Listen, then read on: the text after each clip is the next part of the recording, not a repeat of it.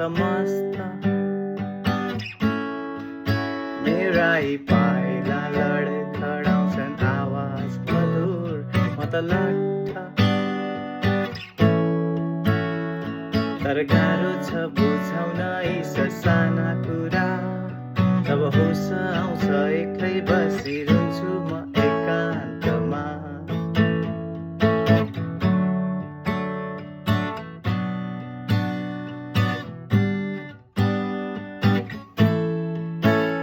ओ